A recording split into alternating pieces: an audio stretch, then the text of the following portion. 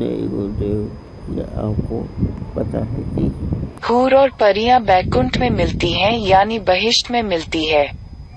उनका शरीर 17 तत्वों का होता है, जिसे लिंग शरीर कहते हैं। स्त्री व पुरुष का संयोग दृष्टि से होता है और बच्चे भी होते हैं।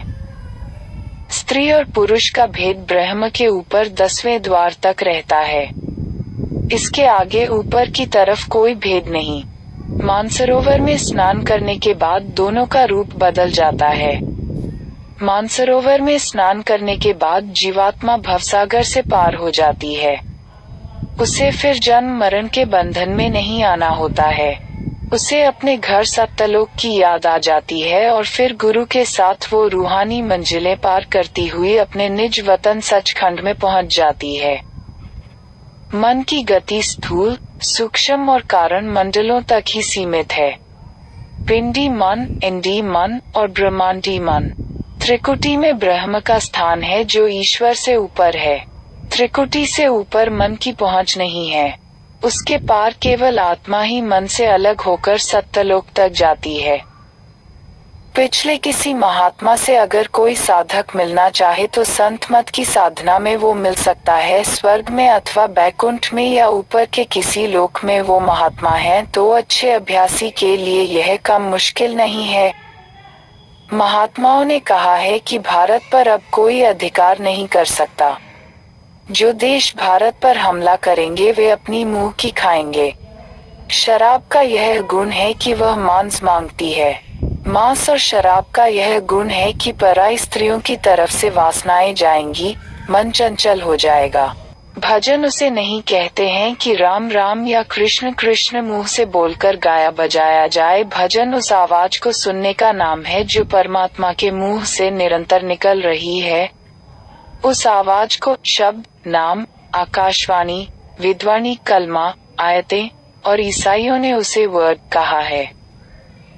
जब सूरत यानी जीवात्मा दोनों आँखों के मध्य के रास्ते से अंदर में ऊपर को जाती है तो शरीर बेसुध हो जाता है, यानी निर्जीव सा हो जाता है।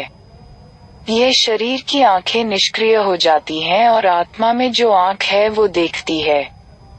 सूक्ष्म मंडल यानी स्वर्ग, बैकुंठ, बहिष्ठ आदि लोकों को सूरत देखती है और उनमें भ्रमण करती है। जब वो नीचे उतरकर इस शरीर में पुनः प्रवेश करती है तो इन चर्म आँखों से स्थूल जगत को देखा जाता है। तारांकन त्रिकुटी या दूसरी मंजिल से पार होने पर ही आत्मा पर से मन और माया के पर्दे उतरते हैं। तीसरी मंजिल यानी पारब्रह्म में पहुंचने पर आत्मा मन के चंगुल से आजाद हो जाती है।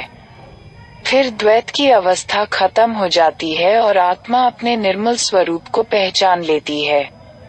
उस वक्त उसके अंदर अपने मूल स्रोत की याद जाग उठती है और वो परमात्मा में लीन होने के लिए तड़पने लगती है। उसे होश आ जाती है अपने घर सत्य देश की, अपने प्रीतम सत्पुरुष की। भजन के सिवाय दुनिया में अपनी कोई चीज नहीं है। मरने के बाद भजन ही साथ जाता है और सब कुछ यही छूट जाता है। भजन कहते हैं नाम को, शब्द को, आवाज को सुनने को। आकाशवाणी, विद्वाणी, देववाणी, कलमा, आयतें जो आसमान से उतर रही हैं उनको सुनने का नाम भजन है। जो संसार से दोस्ती रखते हैं वो मनसुख कहलाते हैं। इसीलिए वे कभी प्रसन्न रहते हैं, कभी दुखी रहते हैं। ऐसे लोग संसार की वासनाओं से जलते हुए आते हैं और जलते हुए चले जाते हैं। मन के अधीन होकर के ऐशो इशरत और भोग विलास में फंसकर वे अपना समय गंवा देते हैं और मौत के समय यमदूत उन्हें धर्मराज के दरबार में खींचकर ले जाते हैं। धर्मराज के हिसाब किताब के बाद ये नरक में डाल दिए जाते हैं। जो बुरे लोगों से दोस्ती करते हैं तथा संतों महात्माओं से शत्रुता करते हैं वे स्वयं तो डूबते ही हैं, सारे परिवार को डूबा देते हैं। नानक जी ने कहा है कि संतों की निंदा करने वाले बार बार नरकों में भेजे जाते हैं। जिनकी जीवात्मा की आंख खुल जाती है यानी अंतर की आंख खुलती है तो उनके लिए भाग्य को जानना असाधारण बात नहीं है। वे सबकी तकदीर को पढ़ लेते हैं कि किनके साथ कब कब कौन कौन सी घटना होने वाली है। यह बीती हुई और भविष्य की घटनाओं को देखते रहते हैं। जो स्त्री या पुरुष इनकी उनकी बखिया उधेड़ने में दिन रात लगे रहते हैं वे कभी भजन नहीं कर सकते हैं। ऐसे लोग यमदूत के हवाले कर दिए जाते हैं।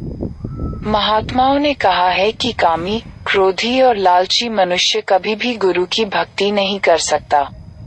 जो गुरु भक्ति करते हैं वो कोई होते हैं और उन्हें सूरमा कहा जाता है।